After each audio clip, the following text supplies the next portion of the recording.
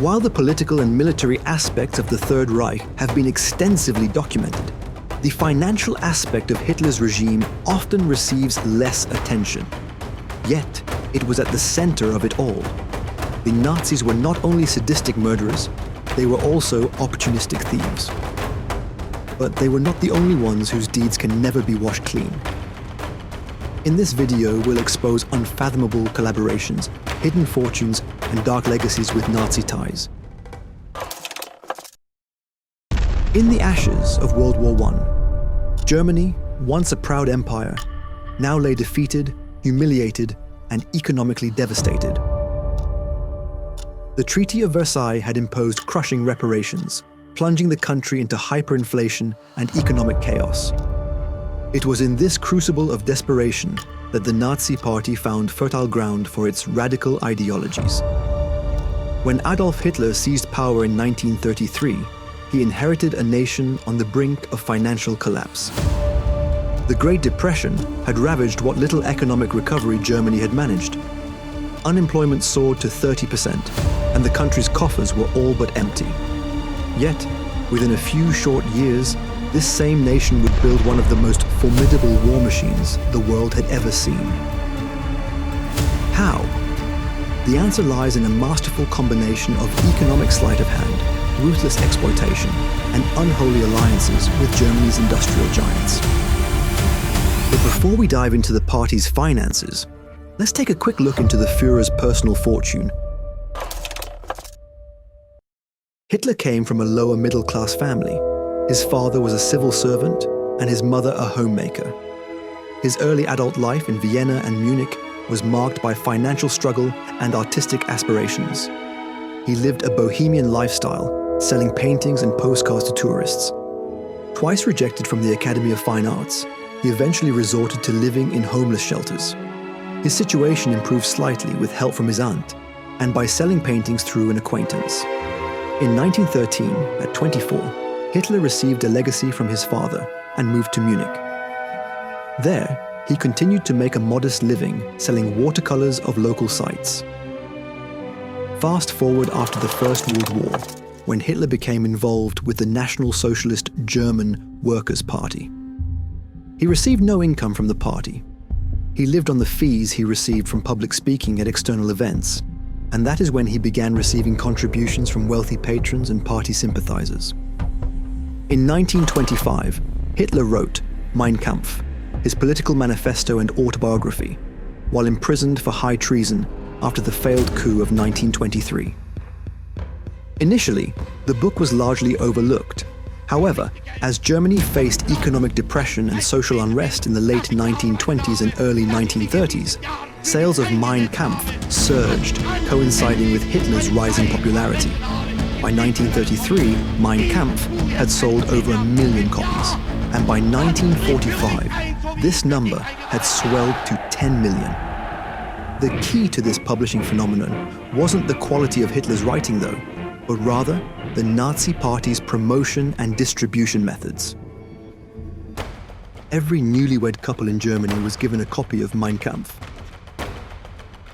The book was also frequently given as a gift for various life events, such as graduations or the birth of a child. It was a captive audience in more ways than one. This mandated distribution ensured a steady stream of sales, regardless of the book's actual popularity or readership. Hitler negotiated a 10% royalty on the book's sales, which resulted in substantial personal wealth. Some estimates suggest he earned the equivalent of $12 million a year in today's money from book royalties alone.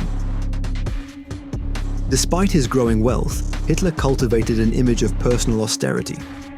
He famously refused to accept his chancellor's salary of 29,000 Reichsmarks per year, claiming he only needed a modest income for his simple lifestyle.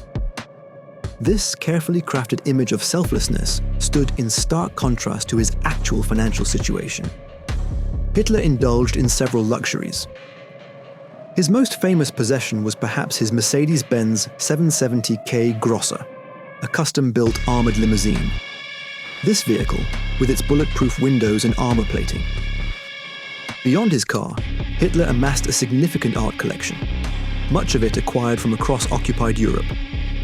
He also owned several properties, including his mountain retreat, the Berghof, in the Bavarian Alps. One of the most intriguing aspects of Hitler's personal finances was the support he received from fans all over the world, such as Henry Ford, but particularly wealthy women. The fact that Hitler was unmarried led to the phenomenon of the erotization of Hitler. In April 1923, an article appeared in the Münchener Post stating, "Women adore Hitler." He was described as adapting his speeches to the tastes of women who, since the beginning, count among his most fervent admirers. Helene Bechstein, wife of the famous piano manufacturer, treated Hitler like an adopted son, providing him with gifts and expensive suits. Through this Bechsteins, Hitler was introduced to the Wagner Circle at Bayreuth. He was transfixed at the first visit, in October 1923, to the shrine of his ultimate hero, Richard Wagner. Ida Eichhorn and her husband provided financial support, helped spread Nazi propaganda, and publicly promised to provide a place to escape to, offering their hotel in La Falda, Argentina, if the war was ever lost. These and many other fans played a crucial role in Hitler's rise to power, providing not just money, but social connections that lent credibility to the Nazi movement. The rise of the Nazi Party to power was not solely a result of popular support, but also a calculated move by Germany's conservative elite. Viewing Hitler as a tool to suppress the political left, their common enemy, influential industrialists and politicians, maneuvered to place him in the Chancellor's position. Key figures like Franz von Papen, Hjalmar Schacht, and Gustav Krupp lobbied for Hitler's appointment, believing they could control him once in power. This alliance between corporate interests and the Nazi Party set the stage for one of history's most consequential miscalculations. In 1936, Hitler unveiled his infamous four-year plan, a blueprint for preparing Germany for war. At its helm stood Hermann Göring, Hitler's right-hand man and a key architect of the Nazi financial machine. The plan called for rapid rearmament and the achievement of autarky, economic self-sufficiency. To fund this ambitious program, the Nazis employed a variety of financial tricks that would make even the most creative accountants raise an eyebrow. They issued Mifo bills, a type of promissory note that allowed them to hide military spending from foreign eyes. It was like a national-scale version of keeping two sets of books, only instead of hiding money from the taxman, they were hiding tanks from the entire world. The Nazis also implemented strict price and wage controls to curb inflation.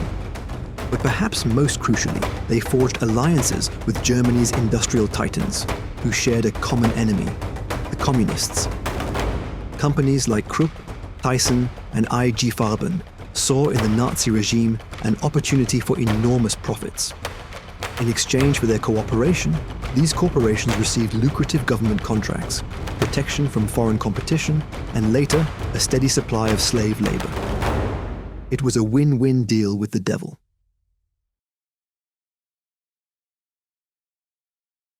The birth of the German Labor Front, Deutsche Arbeitsfront, or DAF, in 1933 marked a violent shift in German labor relations.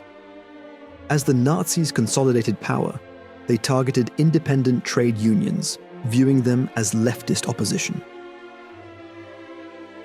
In March 1933, the Sturmabteilung, SA, unleashed brutal attacks on union offices across Germany. Offices were ransacked, documents burned, and union members beaten or killed. The police, under Nazi influence, claimed no jurisdiction to intervene. From this destruction rose the DAF, designed to absorb seized union assets and control the German workforce. Hitler appointed Robert Ley, a man with no labor relations experience, to lead the organization. Ley's vision was clear: to restore absolute leadership to the natural leader of a factory, that is, the employer. Only the employer can decide. No freedom here, No labor unions, no overtime. The Führer tells you where to work, when to work, how long to work.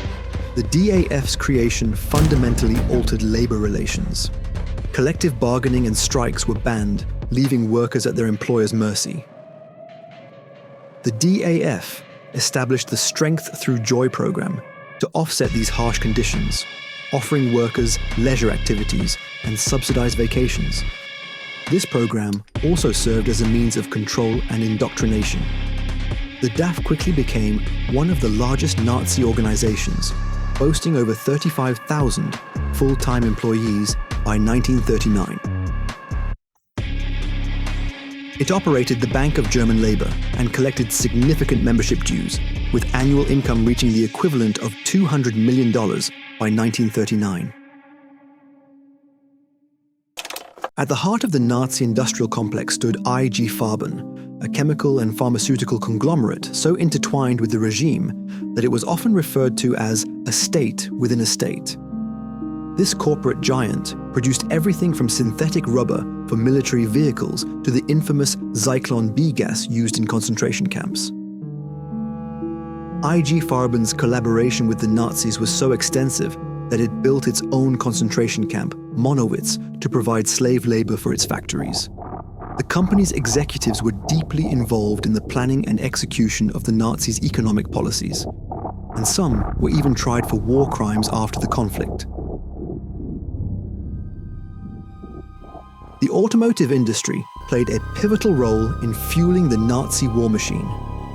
Mercedes-Benz, a symbol of German engineering excellence, transitioned from producing luxury automobiles to manufacturing tanks, trucks, and aircraft engines for the Wehrmacht and Luftwaffe.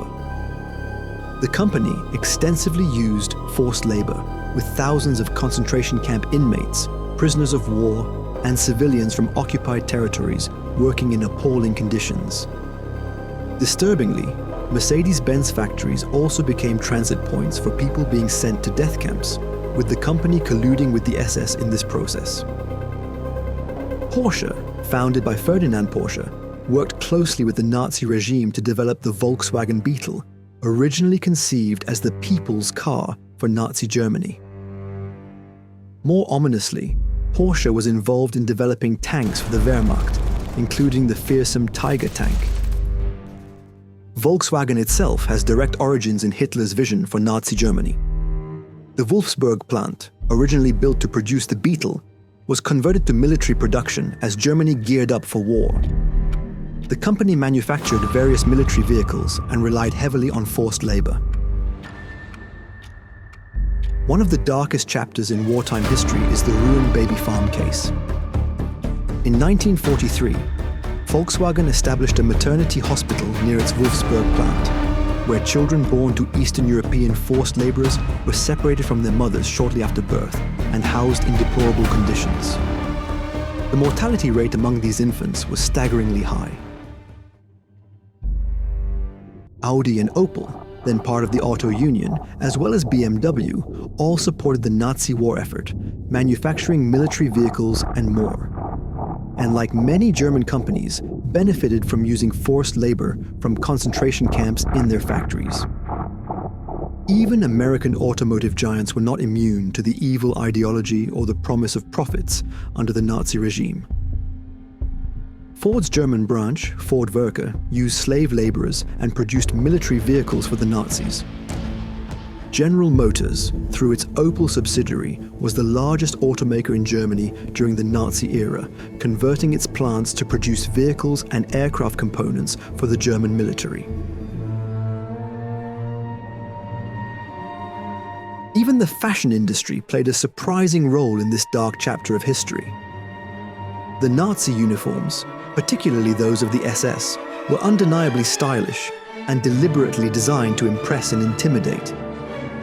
They were carefully crafted by SS members Karl Diebitsch, an artist, and Walter Heck, a graphic designer. The manufacturer of the uniforms was mainly Hugo Boss, including those worn by the SS, Hitler Youth, and Wehrmacht. Boss himself was an early member of the Nazi Party. Coco Chanel, the iconic French fashion designer, has been accused of collaborating with the Nazis during their occupation of Paris, reportedly using her connections with high-ranking Nazi officials to try to reclaim control of her perfume business. Technology and media companies also facilitated Nazi rule. Kodak's German branch operated during the Nazi era, using slave labor and producing trigger devices for V-2 rockets. Siemens, one of Germany's largest electrical companies, was heavily involved in the Nazi war economy, supplying electrical parts to Nazi weapons factories and using slave labor from concentration camps. The Associated Press has faced criticism for its operations in Nazi Germany, accused of cooperating with the regime to maintain its access and providing images that may have been used to identify persecuted groups. But from all this corporate complicity with the Nazis, perhaps none is more stark than that of IBM, the American technology giant. As Hitler's regime rose to power, it faced a monumental task: how to identify, track, and ultimately persecute millions of people across Europe. The solution came in the form of punch card machines, precursors to modern computers, and the company that provided them was IBM. When the Nazis invaded Poland, IBM New York established a special new subsidiary. Its then president, Thomas Watson, proudly called it after himself Watson Business Machines. IBM's new Polish company's sole purpose was to service the Nazi occupation during the invasion of Poland. These machines, leased to the Nazi regime, became the backbone of the Third Reich's data processing, from census data to managing concentration camp logistics. With each punch card, each sorting machine, IBM was streamlining murder. But IBM's involvement wasn't merely a case of selling products to a controversial client. The company's subsidiary in Germany, Dehomag, worked closely with Nazi officials to custom design systems. These weren't just off-the-shelf products, they were tailored solutions for genocide. These machines were leased, and the Germans received not just the machines, but training and technical support. Even as World War II raged on, and the true nature of the Nazi atrocities became clear, IBM's business with Germany continued. Through European subsidiaries and complex corporate structures, the company maintained its lucrative contracts with the Third Reich until the war's end.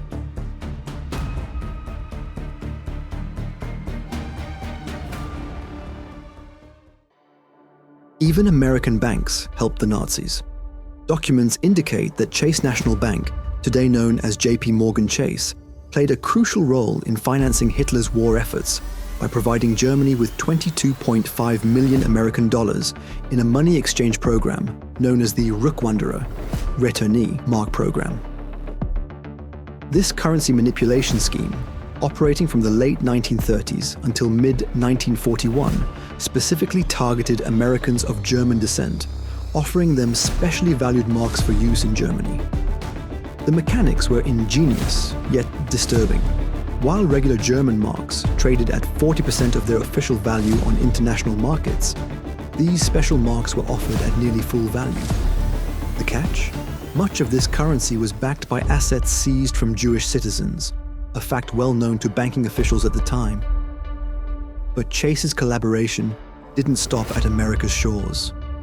In occupied France, the bank's Paris branch worked directly with Nazi officials, freezing the accounts of Jewish customers and transferring funds to Nazi-controlled entities. This arrangement proved profitable for Chase. The bank continued these operations until June 1941, when President Roosevelt's executive order finally froze German assets in America. By then, the Reich had acquired millions of dollars through these financial mechanisms, helping fund its war machine and occupation of Europe. The oil industry, surprise, surprise, also played a part. Standard Oil, which later became part of ExxonMobil, allegedly provided fuel to Nazi Germany, including a special blend that allowed Luftwaffe planes to fly at high altitudes. Standard Oil handed over critical patents for coal hydrogenation, while receiving synthetic rubber manufacturing secrets in return. Royal Dutch Shell's involvement was equally disturbing. Driven by Sir Henry Deterding's admiration for Hitler, Shell didn't just do business with the Nazis, they became an integral part of the Reich's economic machinery. Their German subsidiary Rhenania-Ossag absorbed Shell's operations in annexed territories like Austria and occupied Czechoslovakia, effectively expanding alongside Hitler's conquests. They were some of the first to use slave labor through Rhenania-Ossag to meet wartime production demands. The integration of these oil giants into the Nazi war machine was so complete that without them, Hitler's military ambitions might have been seriously curtailed. IG Farben executives later admitted that without access to these crucial fuel technologies and additives, the Wehrmacht's style of mechanized warfare would have been impossible. The Blitzkrieg itself, the lightning war that terrorized Europe, would have been impossible without this collaboration. As German tanks rolled across Europe, they were followed closely by teams of financial experts and art historians. These individuals were part of a systematic campaign of looting that would help finance the Nazi war machine and enrich high-ranking party members. The scale of this theft was staggering.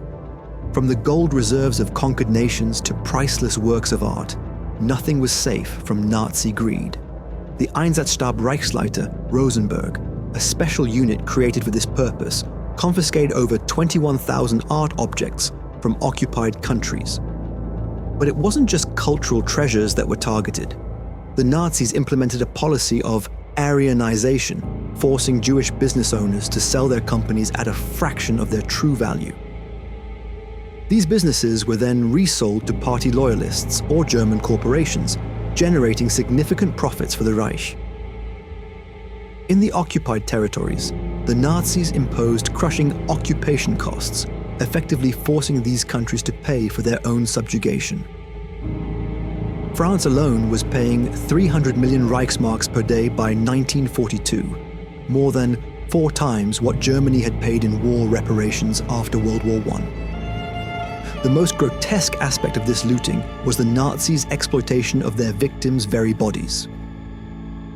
Gold teeth extracted from concentration camp victims were melted down and added to the Reich's coffers. Even the hair shorn from prisoners before their execution was sold for industrial use. Large pieces of skin have been used for painting pictures, many of an obscene nature. While factories churned out weapons and oil-fueled the Wehrmacht, it was the world's banking system that truly kept the Nazi war machine running. At the heart of this financial web sat Switzerland, whose famous banking secrecy laws made it the perfect haven for Nazi gold. Swiss banks didn't just store wealth, they transformed it. We have documents confirming that the Swiss were actively and directly involved in shipping gold for Nazis. These documents show that the Swiss claim of neutrality in World War II was pure nonsense. The documents also show that these shipments were carried out by trucks that had the insignias of Switzerland stamped on them. In other words, they actually used Swiss transport. By the war's end, Swiss banks had accepted an astounding 1.7 billion Swiss francs worth of Nazi gold, equivalent to over $17 billion today. But the Swiss weren't alone. The Bank of England, Britain's venerable financial institution, played its own disturbing role. In 1939, following Nazi Germany's invasion of Czechoslovakia, the Bank of England facilitated the sale of Czech gold held in their vaults, gold that the Nazis had seized. Even after the British government had frozen Czech assets, the Bank of England, under Governor Montagu Norman, continued to transfer gold on behalf of the Nazis, prioritizing banking relationships over moral obligations. Another notable mention is the Bank for International Settlements, BIS, in Basel, under American banker Thomas McKittrick, who transformed this supposedly neutral institution into what a Reichsbank vice president proudly called their only foreign branch.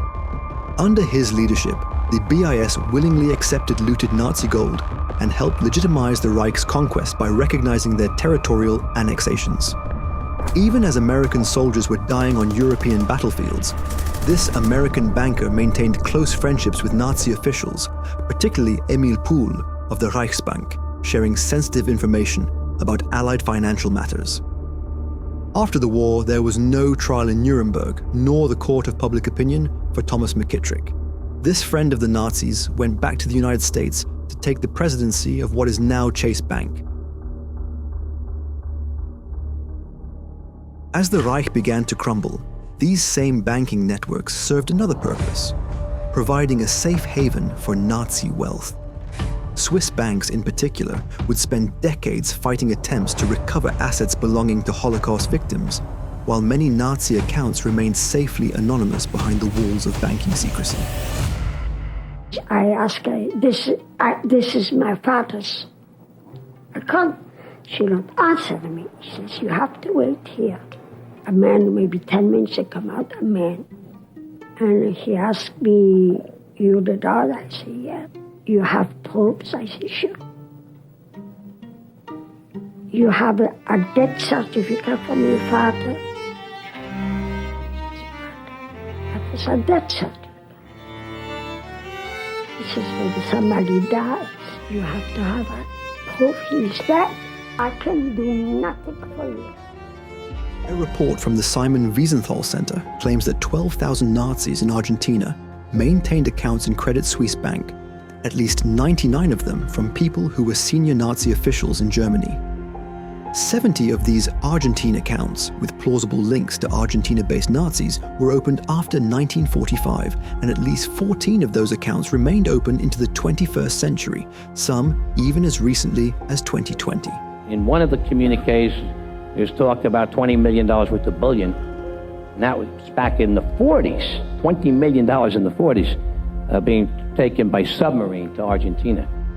As the war ground on, and Germany and the Nazis grew desperate, they added another crime to their long list. They would simply print the money they needed. But this was no ordinary counterfeiting operation. Operation Bernhard, as it was known, remains to this day the largest counterfeiting operation in history. The plan was the brainchild of SS Major Bernhard Krüger, hence its name. The Nazis assembled a team of Jewish prisoners with expertise in banking, engraving, and printing. These men, imprisoned in the Sachsenhausen concentration camp, were forced to produce near-perfect replicas of British pound notes. The quality of these forged notes was so high that even the Bank of England had difficulty distinguishing them from genuine currency. By the end of the war, the Nazis had produced an estimated 134 million pounds worth of counterfeit notes, equivalent to several $billion in today's money. The initial plan was to drop these notes over Britain, destabilizing the British economy. However, as Germany's military situation deteriorated, the forged currency was increasingly used to finance Nazi intelligence operations and to pay for vital imports. In the final days of the war, much of this counterfeit currency found its way into the hands of fleeing Nazi officials. It would become a key resource for those seeking to escape justice and establish new lives in foreign lands. In Argentina, the government of Juan Perón actively encouraged and assisted in the resettlement of Nazi fugitives. Many arrived with substantial sums of money, which they used to establish businesses or buy property. Some even continued to receive pensions from the German government well into the 1990s. On August 10, 1944, a group of Nazi officials and German industrialists gathered at the Maison Rouge Hotel in Strasbourg. Unknown to them, a French spy was present, meticulously documenting the proceedings. The resulting 3-page report, marked Secret, would later be sent to US Secretary of State Cordell Hull. The plan was audacious. They would work with the Nazi Party to rebuild Germany's economy by funneling money through Switzerland, establishing a network of secret front companies abroad. When conditions were right, they would attempt to retake control of Germany. Unlike the Third Reich's focus on military dominance, this proposed Fourth Reich would be an economic empire. It would extend beyond Germany, leveraging the interconnected nature of European industry and finance. The Red House report's vision of a European economic empire, while stripped of its Nazi ideology, bears a resemblance to the European Union that would emerge in the following decades. The European Coal and Steel Community, established in 1951, was the first step towards European economic integration.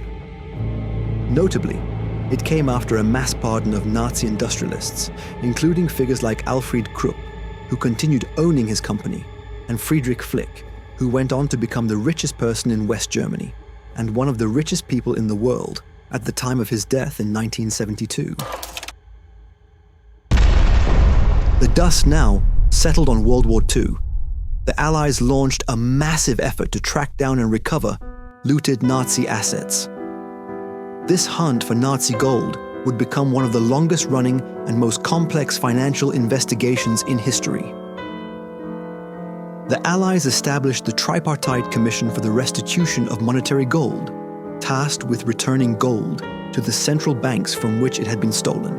However, the process was fraught with challenges. Much of the gold had been melted down and recast, making its origin difficult to determine. In the immediate post-war years, significant quantities of Nazi gold were recovered. US troops discovered hordes of gold bars, currency, and other valuables hidden in salt mines and remote castles. In one notable find, American soldiers recovered nearly 100 tons of gold from a potassium mine near Merkers, Germany. But these recoveries represented only a fraction of the wealth looted by the Nazis. Much remained hidden, scattered across the globe in anonymous bank accounts, South American estates, and especially Swiss vaults. The issue lay largely dormant for decades, but in 1996, the US Senate held hearings on the topic, putting pressure on Swiss banks to open their records and make restitution to Holocaust survivors. But little was done. Later, another scandal. In late 1996 and early 1997, a series of class action lawsuits were filed in United States District Court against 3 Swiss banks. The suits allege that the Swiss banks knowingly retained and concealed the accounts of Holocaust victims. The banks issued a settlement with a present value of $1.25 billion. In exchange for the $1.25 billion payment, the plaintiffs and class members agreed to release or forgo all future Holocaust-related claims against the defendant Swiss banks. As for the legacy of corporate collaborations, is a complex and far-reaching subject. After the war, IG Farben was broken up into smaller companies, including modern-day giants like Bayer and BASF. Many of these corporations have since acknowledged their wartime activities and taken steps to make amends, including paying compensation to former slave laborers and supporting Holocaust education initiatives. Germany started making reparations payments to Holocaust survivors back in the 1950s and continues making payments today. Under the agreement, West Germany would pay $100 million for individual reparations administered by the Claims Conference. Israel would receive $745 million, 30% to buy United Kingdom crude oil and 70% to buy metals, steel, and other products from Germany. In 1988, Germany approved money, so Holocaust survivors would get $290 a month for the rest of their lives. Some 400,000 Jews who survived the Nazis were still alive in 2019. At our final stop in our journey through the dark money trail of the Third Reich, we encounter Germany's wealthiest individual with a fortune estimated at $44 billion. Kuhne's vast wealth stems from Kuhne Nagel, the world's largest freight forwarder, a company with roots deeply entangled in the Nazi era. Born in 1937, Kuhne inherited a company built on the foundations of Nazi collaboration. His father, Alfred Kuhne, and uncle, Werner Kuhne, were not merely bystanders during the Third Reich. They were active participants in the regime's economic machine. The Kuhne brothers joined the Nazi Party shortly after Hitler's rise to power and proceeded to build Kuehne Nagel into what was deemed a National Socialist model company by 1937. The systematic exploitation of Jewish businesses and individuals fueled the company's growth during this period. In a process known as Aryanization, the Kuehne brothers ousted their Jewish partner, Adolf Mass, in 1933, taking control of his 45% stake in the company without compensation. This was just the beginning. As the Nazi regime expanded across Europe, so did Kuehne Nagel, growing from 7 branches in Germany in 1939 to 26 across Nazi-occupied Europe by 1944. Perhaps most disturbing was the company's role in the M-Action or furniture operation. Between 1942 and 1944, Kuehne Nagel transported furniture, artwork, and other possessions looted from the homes of deported Jews across Western Europe. This operation, which saw the systematic plunder of nearly 70,000 Jewish homes, stands as a stark reminder of the company's complicity in the Holocaust. Despite this dark history, Klaus Michael Kuehne is reluctant to reckon with his company's past fully. While Kuehne Nagel participated in a reparations fund for forced laborers in 2000, Kuehne has resisted calls for a more comprehensive examination of the company's Nazi-era activities. He has reportedly shelved a commissioned historical study and declined to open the company's archives to independent researchers. Kuehne's stance raises uncomfortable questions about historical responsibility and the ethics of inherited wealth. As the world grapples with a resurgence of far-right ideologies, Germany first, Deutschland zuerst, and attempts to revise the narrative of its Nazi past, Kuehne's reluctance to engage with his company's history takes on added significance. Thank you for watching. If you enjoy Dark Money History, click on the link above for more and subscribe to the channel.